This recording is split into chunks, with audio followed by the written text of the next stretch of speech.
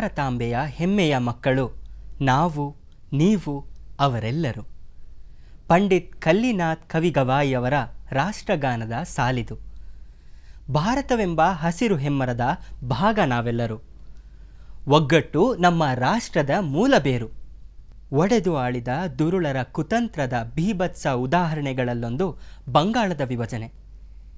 ದೇಶೀಯತೆಯನ್ನು ಪ್ರಖರಗೊಳಿಸಿದ, ರಾಷ್ಟ್ರಪ್ರೇಮಕ್ಕೆ ಪ್ರಚುರತೆ ಒದಗಿಸಿದ ಮಹತ್ತರ ಘಟನೆಗಳ ಸಂಕ್ಷಿಪ್ತ ಕಥಾಚಿತ್ರ ಇತಿಹಾಸ ಇಣುಕು ನೋಟ.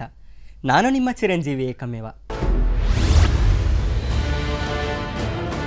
ವಸಾಹತುಶಾಹಿಗಳಾಗಿ ಬಂದ ಬ್ರಿಟಿಷರು ಹಂತ ಹಂತವಾಗಿ ಭಾರತದ ಭಾಗಗಳನ್ನು ಆಕ್ರಮಿಸಿಕೊಳ್ಳಲು ಆರಂಭಿಸಿದರು. ಸ್ಥಳೀಯ ರಾಜರುಗಳನ್ನು ಸೋಲಿಸುವ ಮೂಲಕ ವಿವಿಧ ಪ್ರದೇಶಗಳ ಮೇಲೆ ಹಿಡಿತ ಸಾಧಿಸಿದರು. 1764ರಲ್ಲಿ ನಡೆದ ಬಕ್ಸರ್ ಕದನದ ನಂತರ ಬ್ರಿಟಿಷರು ಭಾರತದ ಪೂರ್ವ ಭಾಗದ ಮೇಲೆ, ಅಂದರೆ ಬಂಗಾಳ ಪ್ರಾಂತ್ಯದ ಮೇಲೆ ಹಿಡಿತ ಸಾಧಿಸಿದರು. ಪ್ರಸ್ತುತ ಭಾರತದ ಪಶ್ಚಿಮ ಬಂಗಾಳ, ಅಸ್ಸಾಂ, ಒಡಿಶಾ ಮತ್ತು ಬಿಹಾರ ಹಾಗೂ ಬಾಂಗ್ಲಾದೇಶ ಪ್ರದೇಶವು ಅಂದಿನ ಬಂಗಾಳ ಪ್ರಾಂತ್ಯವಾಗಿತ್ತು. ಕಲ್ಕತ್ತೆ ಬ್ರಿಟಿಷರ ಹಾಗೂ ಬಂಗಾಳದ ರಾಜಧಾನಿಯಾಗಿತ್ತು. 1900ನೇ ಇಸವಿಯಲ್ಲಿ ಸುಮಾರು 8 ಕೋಟಿ ಜನರು ಬಂಗಾಳದಲ್ಲಿ ವಾಸಿಸುತ್ತಿದ್ದರು.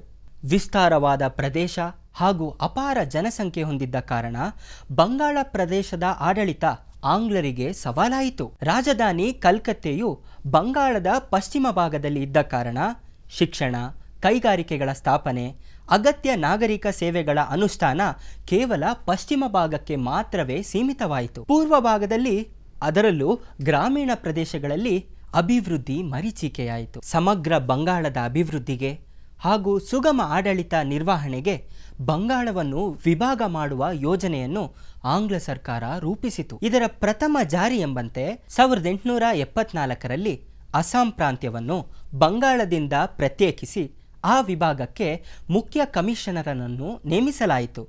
1899ರಲ್ಲಿ ಭಾರತದ ವೈಸ್ರಾಯ್ ಆಗಿ ನೇಮಕಗೊಂಡ ಲಾರ್ಡ್ ಕರ್ಜನ್ ಬಂಗಾಳ ವಿಭಜನೆಗೆ ಅತೀವ ಆಸಕ್ತಿ ತೋರಿಸಿದನು. ಬಂಗಾಳದ ಜನಸಂಖ್ಯೆ ಫ್ರಾನ್ಸ್ ದೇಶದ ಜನಸಂಖ್ಯೆಗಿಂತ ಅಧಿಕವಿರುವ ಕಾರಣ ಆಡಳಿತ ಸುಧಾರಣೆಗಾಗಿ ವಿಭಜನೆ ಅನಿವಾರ್ಯವೆಂಬ ವಾದ ಹೂಡಿದನು. ಪೂರ್ವ ಬಂಗಾಳ ಪ್ರದೇಶಕ್ಕೆ ತೆರಳಿ ಅಲ್ಲಿಯ ಆಡಳಿತವನ್ನು ಪರಿಶೀಲನೆ ಮಾಡುವ ಮೂಲಕ ಬಂಗಾಳವನ್ನು ಒಡೆಯುವ ಯೋಜನೆಗೆ ನಾಂದಿ ಹಾಡಿದನು. ಲಾರ್ಡ್ ಕರ್ಜನ್ ಮಂಡಿಸಿದ ಪ್ರಸ್ತಾವನೆಯ ಪ್ರಕಾರ ಬಂಗಾಳವನ್ನು 2 ಭಾಗಗಳಾಗಿ ಪ್ರತ್ಯೇಕಿಸಲಾಗುವುದು. ಈ ಪ್ರಕಾರ ಪೂರ್ವ ಬಂಗಾಳವು ತ್ರಿಪುರಾ, ಚಿಟ್ಟಾಗಾಂಗ್, ರಾಜಶಾಹಿ, ಢಾಕಾ ಪ್ರಾಂತ್ಯಗಳನ್ನು ಒಳಗೊಂಡಿತ್ತು. ಇದರೊಂದಿಗೆ ಬಹಳ ಹಿಂದೆಯೇ ಬೇರ್ಪಟ್ಟಿದ್ದ ಅಸ್ಸಾಂ ಪ್ರಾಂತ್ಯವನ್ನು ಸೇರಿಸುವ ಯೋಜನೆಯನ್ನು ಹೊಂದಿತ್ತು. ಪಶ್ಚಿಮ ಬಂಗಾಳವು ಬಿಹಾರ, ಒಡಿಶಾ ಹಾಗೂ ಕಲ್ಕತ್ತೆ ಭಾಗಗಳನ್ನು ಹೊಂದಿತ್ತು. ಪಶ್ಚಿಮ ಬಂಗಾಳ ಪ್ರಾಂತ್ಯದಲ್ಲಿ ಹಿಂದೂ ಧರ್ಮವನ್ನು ಅನುಸರಿಸುವವರ ಸಂಖ್ಯೆ ಹೆಚ್ಚಿತ್ತು. ಪೂರ್ವ ಬಂಗಾಳದಲ್ಲಿ ಮುಸಲ್ಮಾನರು ಅಧಿಕ ಸಂಖ್ಯೆಯಲ್ಲಿದ್ದರು. ಹಾಗಾಗಿ ಬಂಗಾಳವನ್ನು ವಿಭಾಗಿಸುವುದು ಈ 2 ಧರ್ಮಗಳ ಜನರನ್ನು ಪ್ರತ್ಯೇಕಿಸುವಂತೆ ಇತ್ತು. ಮೇಲ್ನೋಟಕ್ಕೆ ಬಂಗಾಳವನ್ನು ವಿಭಜನೆ ಮಾಡುವುದು ಕೇವಲ ಆಡಳಿತ ಸುಧಾರಣೆಯ ತಂತ್ರವಾಗಿ ಕಂಡರೂ ಅದು ಭಾರತದ ಏಕತೆಯನ್ನು ಒಡೆಯುವ ಕುತಂತ್ರವಾಗಿತ್ತು. ವಿವಿಧತೆಯಲ್ಲಿ ಏಕತೆಯನ್ನು ಕಾಣುವ, ಭ್ರಾತೃತ್ವದಿಂದ ಬದುಕುತ್ತಿದ್ದ ಭಾರತೀಯರನ್ನು ಧರ್ಮದ ಆಧಾರದ ಮೇಲೆ ವಿಭಾಗ ಮಾಡುವ ಮೂಲಕ ಐಕ್ಯ ಮತವನ್ನು ಭೇದಿಸುವ ಷಡ್ಯಂತ್ರವನ್ನು ಲಾರ್ಡ್ ಕರ್ಜನ್ ಯೋಜಿಸಿದ್ದ. ಇದಕ್ಕೆ ಮುಖ್ಯ ಕಾರಣ ಭಾರತದಲ್ಲಿ, ಅದರಲ್ಲೂ ಬಂಗಾಳ ಪ್ರಾಂತ್ಯದಲ್ಲಿ ಸಶಕ್ತವಾಗಿ ಬೇರೂರಿದ್ದ ರಾಷ್ಟ್ರೀಯತೆ. ದೇಶವಾಸಿಗಳು ಬ್ರಿಟಿಷರ ವಿರುದ್ಧದ ಹೋರಾಟವನ್ನು ತೀವ್ರಗೊಳಿಸಿದರು. ಬ್ರಿಟಿಷರ ವಿರುದ್ಧದ ಬಹುತೇಕ ಹೋರಾಟಗಳ ಕೇಂದ್ರ ಬಿಂದು ಬಂಗಾಳವಾಗಿತ್ತು. ತಮ್ಮ ಆಧಿಪತ್ಯವನ್ನು ಉಳಿಸಿಕೊಳ್ಳುವ ನಿಟ್ಟಿನಲ್ಲಿ ಬ್ರಿಟಿಷರು ಭಾರತದ ಭೂಭಾಗಗಳನ್ನು ವಿಭಾಗಿಸಿ ಭಾರತೀಯರಲ್ಲಿ ಒಡಕು ಮೂಡಿಸುವ ಹುನ್ನಾರ ನಡೆಸಿದರು. ಇದು ರಾಷ್ಟ್ರೀಯವಾದಿಗಳ ಅಸಮಾಧಾನಕ್ಕೆ ಕಾರಣವಾಯಿತು. ಸ್ವಾತಂತ್ರ್ಯ ಹೋರಾಟದ ಪ್ರಮುಖ ಸ್ಥಳವಾಗಿದ್ದ ಬಂಗಾಳವನ್ನು ವಿಭಜಿಸುವ ನಿರ್ಧಾರ ತೀವ್ರ ಆಕ್ಷೇಪಣೆಗೆ ಗುರಿಯಾಯಿತು. ಬ್ರಿಟಿಷ್ ಸರ್ಕಾರ ತಾವು ರೂಪಿಸಿದ್ದ ಯೋಜನೆಯ ಪ್ರಕಾರ ಡಿಸೆಂಬರ್ 1903ರಲ್ಲಿ ಬಂಗಾಳವನ್ನು ವಿಭಜನೆ ಮಾಡಲಾಗುವುದು ಎಂದು ಘೋಷಿಸಿತು. ಈ ಯೋಜನೆಯನ್ನು ವಿರೋಧಿಸಿ ಅನೇಕ ಪ್ರತಿಭಟನೆಗಳು ನಡೆದವು. ಸ್ವಾತಂತ್ರ್ಯ ಹೋರಾಟದ ಮುಂಚೂಣಿಯಲ್ಲಿದ್ದ ಭಾರತೀಯ ರಾಷ್ಟ್ರೀಯ ಕಾಂಗ್ರೆಸ್ ಪಕ್ಷವು ಹಲವಾರು ಕಾರ್ಯಕ್ರಮಗಳ ಮೂಲಕ ಬ್ರಿಟಿಷ್ ಸರ್ಕಾರವನ್ನು ವಿರೋಧಿಸಿತು. ದೇಶವಾಸಿಗಳಿಗೆ ಬಂಗಾಳದ ವಿಭಜನೆಯ ಬಗ್ಗೆ ಸಾಮರಸ್ಯವಿಲ್ಲ ಎಂಬುದಕ್ಕೆ ಸಹಿ ಸಂಗ್ರಹಿಸಿ ಆಂಗ್ಲ ಸರ್ಕಾರಕ್ಕೆ ನೀಡಲಾಯಿತು. ಬಹಿರಂಗ ಸಭೆಗಳನ್ನು ಆಯೋಜಿಸಿ ಹಾಗೂ ವಿಭಜನೆಯ ವಿವರ ಹೊಂದಿದ್ದ ಕರಪತ್ರವನ್ನು ಹಂಚುವುದರ ಮೂಲಕ ಸರ್ಕಾರದ ಒಡೆದು ಆಳುವ ನೀತಿಯನ್ನು ವಿರೋಧಿಸಲಾಯಿತು. ಸುರೇಂದ್ರನಾಥ್ ಬ್ಯಾನರ್ಜಿ, ಕೃಷ್ಣಕುಮಾರ್ ಮಿತ್ರ, ಪೃಥ್ವೀಶ್ ಚಂದ್ರ ರಾಯ್ರಂತಹ ಹೋರಾಟಗಾರರು ಬೆಂಗಾಲಿ, ಹಿತಬದಿ ಮತ್ತು ಸಂಜೀಬನಿ ಪತ್ರಿಕೆಗಳ ಸಹಾಯದಿಂದ ಬಂಗಾಳ ವಿಭಜನೆಯ ಬಗ್ಗೆ ಜನಜಾಗೃತಿ ಮೂಡಿಸುವಲ್ಲಿ ಸಫಲರಾದರು. ರವೀಂದ್ರನಾಥ್ ಠಾಗೂರರು ಅಮರ್ ಸೋನಾರ್ ಬಾಂಗ್ಲಾ ಎಂಬ ಗೀತೆಯನ್ನು ಬರೆದು ದೇಶವಾಸಿಗಳ ರಾಷ್ಟ್ರ ಪ್ರೇಮವನ್ನು ಪ್ರಚೋದಿಸಿದರು. ಅಮರ್ ಸೋನಾರ್ ಬಾಂಗ್ಲಾ, আমি তোমায় ভালোবাসি, চিরদিন তোমার আকাশ, চিরদিন তোমার আকাশ, তোমার বাতাস আমার প্রাণে.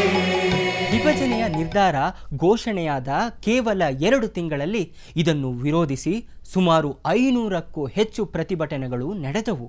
ಭಾರತದ ಒಂದು ಭಾಗದಲ್ಲಿ ಆಗುವ ವಿಭಜನೆಯನ್ನು ಇಡೀ ದೇಶವೇ ಖಂಡಿಸಿತು. ರಾಷ್ಟ್ರದ ಉದ್ದಗಲಕ್ಕೂ ಬ್ರಿಟಿಷರ ನಡೆಯನ್ನು ವಿರೋಧಿಸುವ ಹಲವಾರು ಚಳುವಳಿಗಳು ನಡೆದವು. ಭಾರತೀಯರೆಲ್ಲರೂ ಒಂದೇ ಎಂದು ಸಾರುವ ಒಂದೇ ಮಾತರಂ ಭಾವೈಕ್ಯ ಮಂತ್ರವನ್ನು ಘೋಷಿಸುತ್ತಾ ದೇಶವಾಸಿಗಳು ಬ್ರಿಟಿಷರ ವಿರುದ್ಧ ಗುಡುಗಿದರು. ಬ್ರಿಟಿಷ್ ಸರ್ಕಾರದ ಅಧೀನದಲ್ಲಿದ್ದ ಜಮೀನ್ದಾರರು ಕೂಡ ಸರ್ಕಾರದ ವಿಭಜನೆ ನೀತಿಯನ್ನು ವಿರೋಧಿಸಿದ್ದು ವಿಶೇಷ. ಇದಲ್ಲದೆ ವ್ಯಾಪಾರಿಗಳು, ಉದ್ಯೋಗಿಗಳು, ಉದ್ಯಮಿಗಳು ಹೀಗೆ ಸಮಾಜದ ಎಲ್ಲ ಸ್ತರದ ಜನರು ಬ್ರಿಟಿಷ್ ಸರ್ಕಾರದ ಒಡೆದು ಆಳುವ ಯೋಜನೆಯನ್ನು ಖಂಡಿಸಿದರು.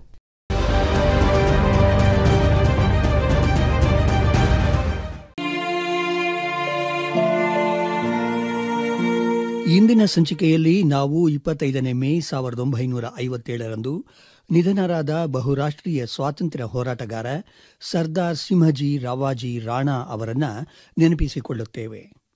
ಎಸ್.ಆರ್. ರಾಣಾ ಅವರು ಪ್ಯಾರಿಸ್ ಇಂಡಿಯನ್ ಸೊಸೈಟಿಯ ಸ್ಥಾಪಕ ಸದಸ್ಯರಾಗಿದ್ದರು ಮತ್ತು ಇಂಡಿಯನ್ ಹೋಮ್ ರೂಲ್ ಸೊಸೈಟಿಯ ಉಪಾಧ್ಯಕ್ಷರಾಗಿದ್ದರು. ರಾಣಾ ಅವರು 1870ರ ಏಪ್ರಿಲ್ 10ರಂದು ಗುಜರಾತ್ನ ಕಥಿಯಾವಾರ್ನಲ್ಲಿ ಜನಿಸಿದರು. ಪ್ರೌಢಶಾಲೆಯಲ್ಲಿ ಮಹಾತ್ಮ ಗಾಂಧಿಯವರ ಸಹಪಾಠಿಯಾಗಿದ್ದ ರಾಣಾ ಅವರು ಪುಣೆಯ ಫರ್ಗುಸನ್ ಕಾಲೇಜಿನಲ್ಲಿ ಓದಿದರು.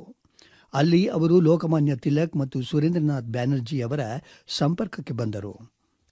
ಅವರು 1895ರಲ್ಲಿ ಪುಣೆಯಲ್ಲಿ ನಡೆದ ಭಾರತೀಯ ರಾಷ್ಟ್ರೀಯ ಕಾಂಗ್ರೆಸ್ ಸಮ್ಮೇಳನದಲ್ಲಿ ಸ್ವಯಂ ಸೇವಕರಾಗಿ ಸ್ವಾತಂತ್ರ್ಯ ಚಳವಳಿಗೆ ಸೇರಲು ಸ್ಫೂರ್ತಿಯನ್ನು ಪಡೆದರು. ಲಂಡನ್ನಲ್ಲಿ ಕಾನೂನು ಅಧ್ಯಯನವನ್ನು ಮುಂದುವರಿಸುವಾಗ ಅವರು ಶ್ಯಾಮ್ಜಿ ಕೃಷ್ಣವರ್ಮ ಮತ್ತು ಭಿಕಾಜಿ ಕಾಮಾ ಅವರ ಸಂಪರ್ಕಕ್ಕೆ ಬಂದರು. ಲಂಡನ್ನಲ್ಲಿ ಇಂಡಿಯಾ ಹೌಸ್ ಸ್ಥಾಪನೆಯಲ್ಲಿ ರಾವಾಜಿ ರಾಣಾ ಅವರು ಪ್ರಮುಖ ಪಾತ್ರ ವಹಿಸಿದ್ದರು.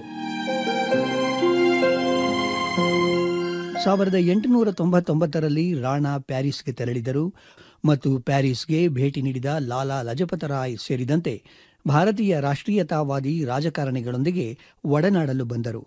ಹಾಗೆ ರಾಣಾ ಅವರುಗಳೊಂದಿಗೆ ಉಳಿದು ಜೊತೆಯಾದರು.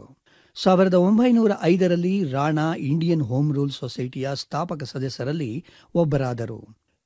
ಮುಂಚೂರ್ ಶಾ ಭುಜೋರ್ಜಿ ಗೋದ್ರೇಜ್ ಮತ್ತು ಭಿಕಾಜಿ ಕಾಮಾ ಅವರೊಂದಿಗೆ ಅದೇ ವರ್ಷ ಯುರೋಪಿಯನ್ ಖಂಡದಲ್ಲಿ ಇಂಡಿಯನ್ ಹೋಮ್ ರೂಲ್ ಸೊಸೈಟಿಯ ವಿಸ್ತರಣೆಯಾಗಿ ಪ್ಯಾರಿಸ್ ಇಂಡಿಯನ್ ಸೊಸೈಟಿಯನ್ನು ಸ್ಥಾಪಿಸಿದರು.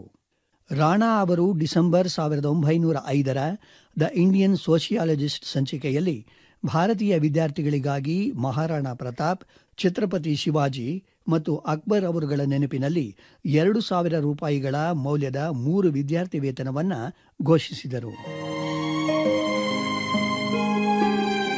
ರಾಣಾ ಅವರು ಭಾರತದ ಸ್ವಾತಂತ್ರ್ಯ ಚಳವಳಿಗೆ ಹಲವಾರು ರೀತಿಯಲ್ಲಿ ಸಹಾಯ ಮಾಡಿದ್ದರು.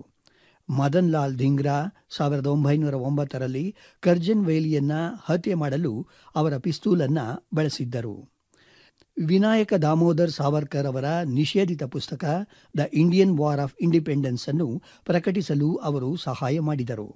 ಅವರು 1910ರಲ್ಲಿ ಹೇಗ್ನ ಪರ್ಮನೆಂಟ್ ಕೋರ್ಟ್ ಆಫ್ ಆರ್ಬಿಟ್ರೇಷನ್ನಲ್ಲಿ ಸಾವರ್ಕರ್ ಅವರ ಮಾರ್ಸೆಲ್ಲೆ ಆಶ್ರಯ ಪ್ರಕರಣದಲ್ಲಿ ಸಹಾಯ ಮಾಡಿದರು. ಲಾಲಾ ಲಜಪತ್ ರಾಯ್ ಅವರು 5 ವರ್ಷಗಳ ಕಾಲ ಅವರ ಮನೆಯಲ್ಲಿದ್ದ ಸಮಯದಲ್ಲಿ ಅಸಂತೋಷದ ಭಾರತವನ್ನು ಬರೆದಿದ್ದರು. ಅವರು ಸೇನಾಪತಿ ಬಾಪಟ್ಗೆ ಮಾಸ್ಕೋದಲ್ಲಿ ಬಾಂಬ್ಗಳ ತಯಾರಿಕೆಯ ಅಧ್ಯಯನ ಮಾಡಲು ಹೋಗಿ ಬರುವ ಪ್ರಯಾಣಕ್ಕೆ ಸಹಾಯ ಮಾಡಿದ್ದರು. ಬನಾರಸ್ ಹಿಂದೂ ವಿಶ್ವವಿದ್ಯಾಲಯದ ಸ್ಥಾಪನೆಗೂ ಅವರು ಸಹಾಯ ಮಾಡಿದ್ದರು. ರಾಣಾ ಫ್ರೆಂಚ್ ಮತ್ತು ರಷ್ಯಾದ ಸಮಾಜವಾದಿ ಚಳವಳಿಗಳೊಂದಿಗೆ ನಿಕಟ ಸಂಪರ್ಕವನ್ನು ಬೆಳೆಸಿಕೊಂಡಿದ್ದರು ಮತ್ತು ಬಿಕೈಜಿ ಕಾಮಾ ಅವರೊಂದಿಗೆ 18 ಆಗಸ್ಟ್ 1907ರಂದು ಸ್ಟಟ್ಗಾರ್ಟ್ನಲ್ಲಿ ನಡೆದ ಎರಡನೆಯ ಸಮಾಜವಾದಿ ಕಾಂಗ್ರೆಸ್ನಲ್ಲಿ ಭಾಗವಹಿಸಿದರು. ಅಲ್ಲಿ ಕಾಮಾ ಅವರು ಭಾರತದ ಸ್ವಾತಂತ್ರ್ಯದ ಧ್ವಜವನ್ನು ಪ್ರಸ್ತುತಪಡಿಸಿದರು. ರಾಣಾ ಅವರು ಪ್ಯಾರಿಸ್ನಿಂದ ಕಾಮಾ ಪ್ರಕಟಿಸಿದ ವಂದೇ ಮಾತರಂ ಮತ್ತು ಬರ್ಲಿನ್ನಿಂದ ಪ್ರಕಟವಾದ ದ ತಲ್ವಾರ್ ಇದಕ್ಕೆ ನಿಯಮಿತವಾಗಿ ಕೊಡುಗೆಯನ್ನು ನೀಡುತ್ತಿದ್ದರು. ನಂತರ ಅದನ್ನು ಭಾರತಕ್ಕೆ ಕಳ್ಳಸಾಗಣೆಯ ಮೂಲಕ ಕಳುಹಿಸಲಾಗುತ್ತಿತ್ತು. ಅವರ ರಾಷ್ಟ್ರೀಯತಾವಾದಿ ಚಟುವಟಿಕೆಗಳಿಂದಾಗಿ ರಾಣಾ ಅವರನ್ನು ಫ್ರೆಂಚ್ ಸರ್ಕಾರವು 1911ರಲ್ಲಿ ಮಾರ್ಟಿನಿಕ್ಗೆ ಹೊರಹಾಕಿತು.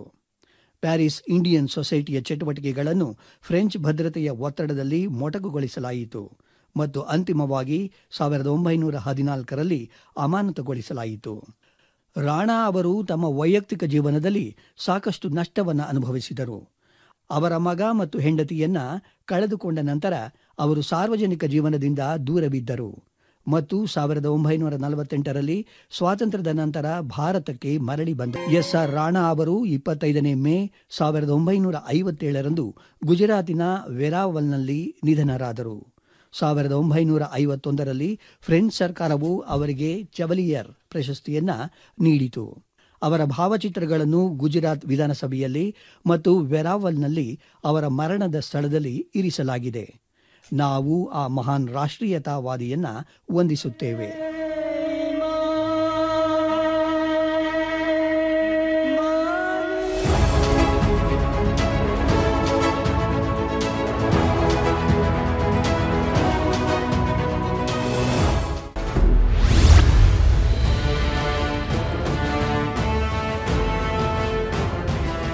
ಇಸ್ಲಾಂ ಧರ್ಮವನ್ನು ಅನುಸರಿಸುತ್ತಿದ್ದ ಬಂಗಾಳಿವಾಸಿಗಳು ವಿಭಜನೆಯ ನಿರ್ಧಾರವನ್ನು ಸ್ವಾಗತಿಸಿದರು.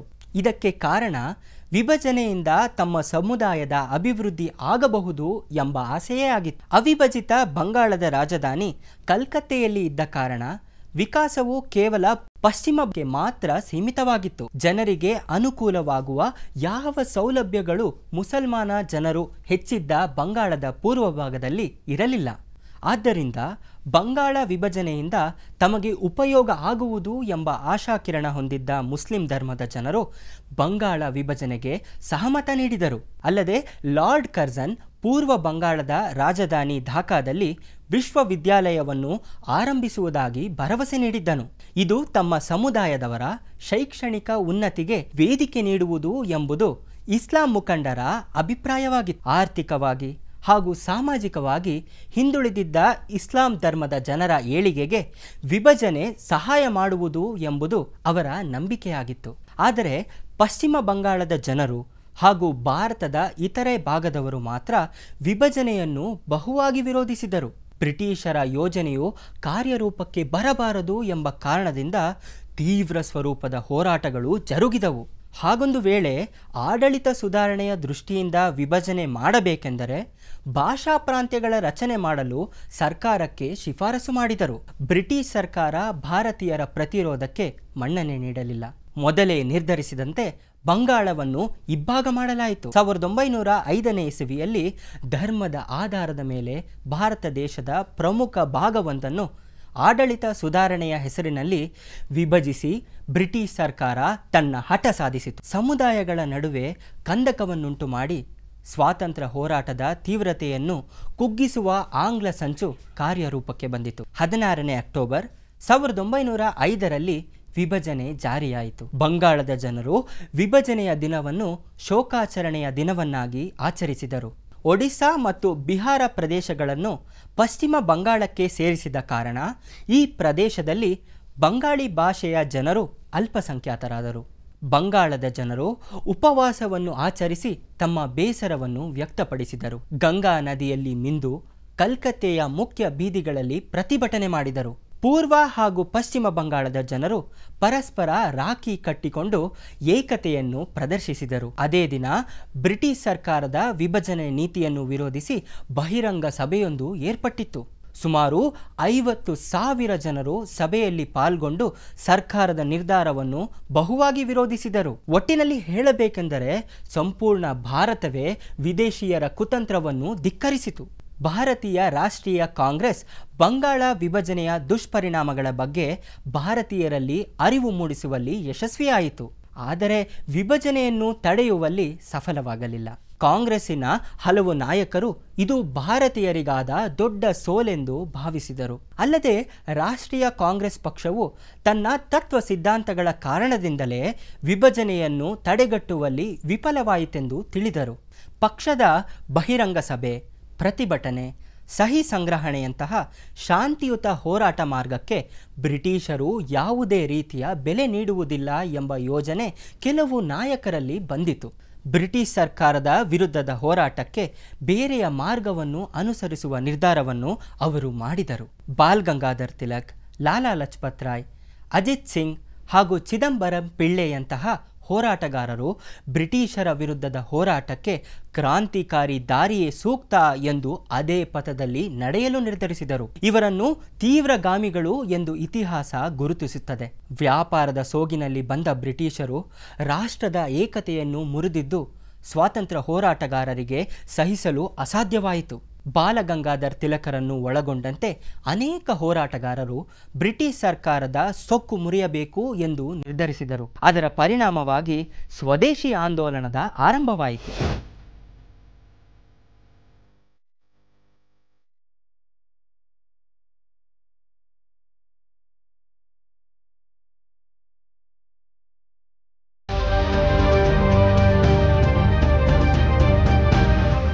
ಮಣಿಪುರದ ಕಂಗಮಾಂಗ್ನ ನಿವಾಸಿ ಮಣಿಪುರಿ ಸ್ವಾತಂತ್ರ್ಯ ಹೋರಾಟಗಾರ ಕಜಾವೋ ಅಲಿಯಾಸ್ ಪುಖ್ರಾಂಬ ಅವರನ್ನು ಸಹ ನಾವು ಇಂದು ನೆನಪಿಸಿಕೊಳ್ಳುತ್ತೇವೆ.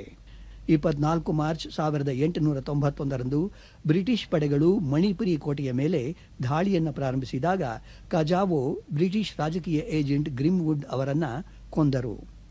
19 ಮೇ 1891ರಂದು ಸೆರೆ ಹಿಡಿದ ನಂತರ ಅವರಿಗೆ ಮರಣದಂಡನೆಯನ್ನು ವಿಧಿಸಲಾಯಿತು.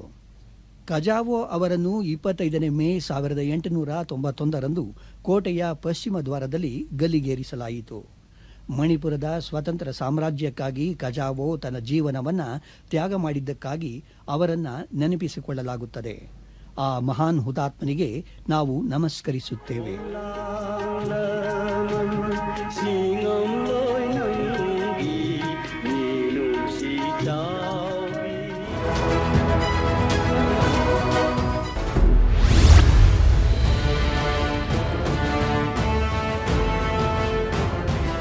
ಸಾವಿರದ 1905ರ ಆಗಸ್ಟ್ನಲ್ಲಿ ಸ್ವದೇಶಿ ಆಂದೋಲನಕ್ಕೆ ಚಾಲನೆ ದೊರೆಯಿತು. ಬ್ರಿಟಿಷ್ ಸರ್ಕಾರದ ವಿರುದ್ಧದ ಹೋರಾಟಕ್ಕೆ ಭಾರತೀಯರು ಸಜ್ಜಾದರು. ಬ್ರಿಟನ್ನಿಂದ ರಫ್ತಾಗಿ ಭಾರತೀಯ ಮಾರುಕಟ್ಟೆಯಲ್ಲಿ ವಿಕ್ರಯವಾಗುತ್ತಿದ್ದ ವಸ್ತುಗಳನ್ನು ಬಳಸದಂತೆ ದೇಶವಾಸಿಗಳಿಗೆ ಕರೆ ನೀಡಲಾಯಿತು. ಇದಕ್ಕೆ ಪರ್ಯಾಯವಾಗಿ ಸ್ಥಳೀಯವಾಗಿ ತಯಾರಾಗುವ ದೇಶೀಯ ವಸ್ತುಗಳನ್ನು ಉಪಯೋಗಿಸಲು ಸೂಚಿಸಲಾಯಿತು. ಇದರಿಂದ ಆಂಗ್ಲರಿಗೆ ನಷ್ಟವಾಗುವುದು ಅಷ್ಟೇ ಅಲ್ಲದೆ ಭಾರತದ ಕೈಗಾರಿಕೆಗಳಿಗೆ ಲಾಭವಾಗುವುದು ಎಂಬುದು ಹೋರಾಟಗಾರರ ಯೋಜನೆಯಾಗಿತ್ತು. ತೀವ್ರಗಾಮಿಗಳೆಂದು ಗುರುತಿಸಿಕೊಂಡಿದ್ದ ನಾಯಕರು ಸ್ವದೇಶಿ ಆಂದೋಲನವನ್ನು ದೇಶದಾದ್ಯಂತ ಪಸರಿಸಲು ಯಶಸ್ವಿಯಾದರು. ಪೂನಾ ಹಾಗೂ ಬಾಂಬೆಯಲ್ಲಿ ಲೋಕಮಾನ್ಯ ತಿಲಕರು, ಅಜಿತ್ ಸಿಂಗ್ ಹಾಗೂ ಲಾಲಾ ಲಜಪತ್ ರಾಯ್ ಪಂಜಾಬ್ ಪ್ರಾಂತ್ಯದಲ್ಲಿ, ಸೈಯದ್ ಹೈದರ್ ರಾಜಾ ದೆಹಲಿಯಲ್ಲಿ ಹಾಗೂ ಚಿದಂಬರಂ ಪಿಳ್ಳೈ ದಕ್ಷಿಣ ಭಾರತದ ಮದ್ರಾಸು ಪ್ರಾಂತ್ಯದಲ್ಲಿ ಸ್ವದೇಶಿ ಆಂದೋಲನದ ನಾಯಕತ್ವ ವಹಿಸಿಕೊಂಡರು. ಮ್ಯಾಂಚೆಸ್ಟರ್ನ ಬಟ್ಟೆ ಹಾಗೂ ಲಿವರ್ಪೂಲ್ನಿಂದ ಆಮದಾಗುತ್ತಿದ್ದ ಉಪ್ಪನ್ನು ಬಹಿಷ್ಕರಿಸುವುದು ಸ್ವದೇಶಿ ಆಂದೋಲನದ ಮುಖ್ಯ ಭಾಗವಾಯಿತು. ಅನೇಕ ವಿದ್ಯಾರ್ಥಿಗಳು ತರಗತಿಗಳನ್ನು ಬಹಿಷ್ಕರಿಸಿ ಬೀದಿಗಿಳಿದು ಬ್ರಿಟಿಷರ ವಿರುದ್ಧ ಪ್ರತಿಭಟನೆ ನಡೆಸಿದರು. ವಿದೇಶಿ ಸರಕುಗಳನ್ನು ನಡು ಬೀದಿಯಲ್ಲಿ ಸುಡುವ ಮೂಲಕ ಬ್ರಿಟಿಷ್ ಸರ್ಕಾರದ ಬಗೆಗೆ ಇದ್ದ ಕ್ರೋಧವನ್ನು ಹೊರಹಾಕಲಾಯಿತು. ವಿದೇಶಿ ವಸ್ತುಗಳ ಮಾರಾಟಕ್ಕೆ ಉತ್ತೇಜನ ನೀಡುತ್ತಿದ್ದ ಹಾಗೂ ಅವುಗಳ ವಿಕ್ರಯ ಮಾಡುತ್ತಿದ್ದ ಅಂಗಡಿಗಳ ಮೇಲೆ ದಾಳಿ ಮಾಡುವ ಮೂಲಕ ಅಸಮಾಧಾನವನ್ನು ಹೊರಹಾಕಿದರು. ವಿದೇಶಿ ವಸ್ತುಗಳ ಬಹಿಷ್ಕಾರವನ್ನು ಜನರು ಆತ್ಮೀಯವಾಗಿ ಸ್ವಾಗತಿಸಿದರು. ಮಹಿಳೆಯರು ವಿದೇಶಿ ಪಾತ್ರೆಗಳು ಹಾಗೂ ಅಲಂಕಾರಿಕ ವಸ್ತುಗಳ ಉಪಯೋಗವನ್ನು ನಿಲ್ಲಿಸಿದರು. ಅಗಸರು ವಿದೇಶಿ ವಸ್ತುಗಳನ್ನು ಸ್ವಚ್ಛಗೊಳಿಸಲು ನಿರಾಕರಿಸಿದರು. ಅರ್ಚಕರು ವಿದೇಶಿ ಸಕ್ಕರೆ ಮಿಶ್ರಿತ ಪ್ರಸಾದವನ್ನು ದೇವರಿಗೆ ನೈವೇದ್ಯ ಮಾಡಲು ಹಿಂಜರಿದರು. ಹೀಗೆ ದೇಶದ ಸಾಮಾನ್ಯ ಜನರು ಬ್ರಿಟನ್ ಮೂಲದ ವಸ್ತುಗಳನ್ನು ಸಾರಾಸಗಟಾಗಿ ತಿರಸ್ಕರಿಸಿ ಸ್ವದೇಶಿ ವಸ್ತುಗಳನ್ನು ಹೇರಳವಾಗಿ ಉಪಯೋಗಿಸಲು ಆರಂಭಿಸಿದರು. ವಿದೇಶಿ ಸರ್ಕಾರದ ಅಧೀನರಾಗಿ ಕಾರ್ಯನಿರ್ವಹಿಸುತ್ತಿದ್ದ ಹಲವಾರು ನೌಕರರು ತಮ್ಮ ಉದ್ಯೋಗಕ್ಕೆ ರಾಜೀನಾಮೆ ನೀಡುವ ಮೂಲಕ ತಮ್ಮ ಬೇಸರವನ್ನು ವ್ಯಕ್ತಪಡಿಸಿದರು. ವಿದೇಶಿ ವಸ್ತುಗಳನ್ನು ಬಹಿಷ್ಕರಿಸುವ ಹೋರಾಟ ಎಷ್ಟು ತೀವ್ರವಾಗಿತ್ತೆಂದರೆ ಕೆಲವು ಪ್ರದೇಶಗಳಲ್ಲಿ ಬ್ರಿಟನ್ ದೇಶದ ವಸ್ತುಗಳ ಮಾರಾಟ ಸುಮಾರು 15 ಪಟ್ಟು ಕುಸಿಯಿತು. ವಿಭಜನೆಯನ್ನು ವಿರೋಧಿಸುವ ನಿಟ್ಟಿನಲ್ಲಿ ಆರಂಭವಾದ ಸ್ವದೇಶಿ ಆಂದೋಲನವು ನಂತರದಲ್ಲಿ ಸ್ವರಾಜ್ಯವನ್ನು ಹೊಂದಬೇಕು ಎಂಬ ಆಶಯದ ಚಳುವಳಿಯಾಯಿತು. ಜನರಿಗೆ ಸ್ವದೇಶಿ ಆಂದೋಲನದ ಬಗ್ಗೆ ತಿಳಿಸಲು ಹಬ್ಬಗಳನ್ನು ಸಾಮಾಜಿಕ ಉತ್ಸವಗಳನ್ನಾಗಿ ಮಾರ್ಪಾಟು ಮಾಡಲಾಯಿತು. ಆ ಮೂಲಕ ದೇಶದ ಉದ್ದಗಲಕ್ಕೂ ಆಂದೋಲನವನ್ನು ಹರಡಿಸುವ ಪ್ರಯತ್ನ ನಡೆಯಿತು. ಆರಂಭದಲ್ಲಿ ಶಾಂತಿಯುತವಾಗಿ ನಡೆಯುತ್ತಿದ್ದ ಪ್ರತಿಭಟನೆಯು ಕ್ರಮೇಣ ಹಿಂಸೆಯ ಸ್ವರೂಪ ಪಡೆಯಿತು. ಬ್ರಿಟಿಷರು ತಮ್ಮ ಅಹಿಂಸಾ ಚಳುವಳಿಗಳಿಗೆ ಬೆಲೆ ನೀಡುವುದಿಲ್ಲ ಎಂದು ತಿಳಿದ ಹೋರಾಟಗಾರರು ಕ್ರಾಂತಿಕಾರಿ ಮಾರ್ಗವನ್ನು ಅನುಸರಿಸಲು ಆರಂಭಿಸಿದರು. ಬ್ರಿಟಿಷರು ಬಂಗಾಳವನ್ನು ಧರ್ಮದ ಆಧಾರದಲ್ಲಿ ವಿಭಾಗಿಸುವ ಮೂಲಕ ಮುಸ್ಲಿಂ ಹಾಗೂ ಹಿಂದೂ ಜನರ ನಡುವೆ ದ್ವೇಷ ಬಿತ್ತಲು ಸಫಲರಾದರು. ಕೌಮು ಸೌಹಾರ್ದತೆಯಿಂದ ಬದುಕುತ್ತಿದ್ದ ಭಾರತೀಯರು ಬೇರ್ಪಟ್ಟರು. ಇಸ್ಲಾಂ ಜನರ ಹಿತಾಸಕ್ತಿಗಾಗಿ ಮುಸ್ಲಿಂ ಲೀಗ್ ಪಕ್ಷದ ಸ್ಥಾಪನೆಯಾಯಿತು ಮತ್ತು ಪಕ್ಷ ವಿಭಜನೆಯನ್ನು ಸಮರ್ಥಿಸಿಕೊಂಡಿತು. ದೇಶದಲ್ಲಿ ನಡೆಯುತ್ತಿದ್ದ ಹೋರಾಟ ಹಾಗೂ ಚಳುವಳಿಗಳಿಗೆ ಬ್ರಿಟಿಷ್ ಸರ್ಕಾರ ಕಡೆಗೂ ಮಣಿಯಿತು. ಸುಮಾರು 6 ವರ್ಷಗಳ ನಂತರ ಅಂದರೆ 1911ರಲ್ಲಿ ಬಂಗಾಳ ವಿಭಜನೆಯನ್ನು ವಾಪಸ್ ಪಡೆಯಿತು. ಒಡಿಶಾ ಮತ್ತು ಬಿಹಾರ ರಾಜ್ಯಗಳನ್ನು ಭಾಷೆಯ ಆಧಾರದ ಮೇಲೆ ಬಂಗಾಳದಿಂದ ಬೇರ್ಪಡಿಸಿತು. ಸರ್ಕಾರದ ರಾಜಧಾನಿ ಕಲ್ಕತ್ತೆಯಿಂದ ದೆಹಲಿಗೆ ಸ್ಥಳಾಂತರವಾಯಿತು. ಬಂಗಾಳವು ಪ್ರಾದೇಶಿಕವಾಗಿ ಮತ್ತೆ ಒಂದಾದರೂ ಕೂಡ ಹಿಂದೂ ಹಾಗೂ ಮುಸಲ್ಮಾನ ಧರ್ಮೀಯರ ನಡುವೆ ಇದ್ದ ಬಿರುಕು ಹಾಗೆಯೇ ಉಳಿಯಿತು. ಮುಂದೆ ಸಂಪೂರ್ಣ ಭಾರತವು ವಿಭಜನೆ ಹೊಂದಲು ಇದುವೇ ಮೂಲ ಕಾರಣವಾಯಿತು ಎಂಬುದು ಇತಿಹಾಸ.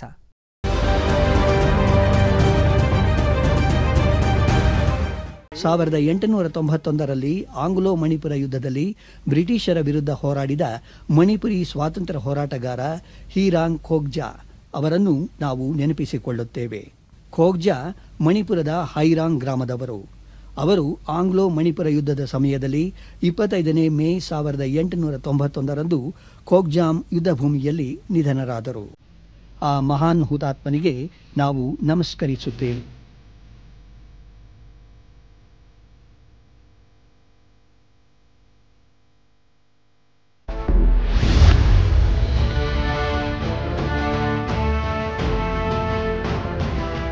ಯುವ ಕವಿ ಪ್ರತಾಪರ ಕಂಗಳಲ್ಲಿ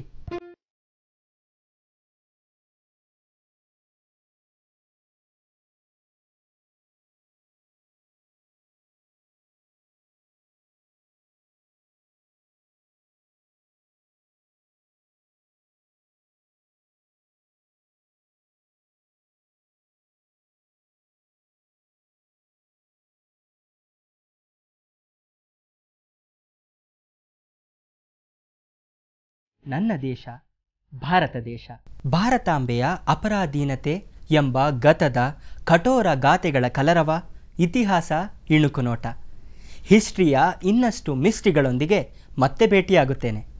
ನಮಸ್ಕಾರ.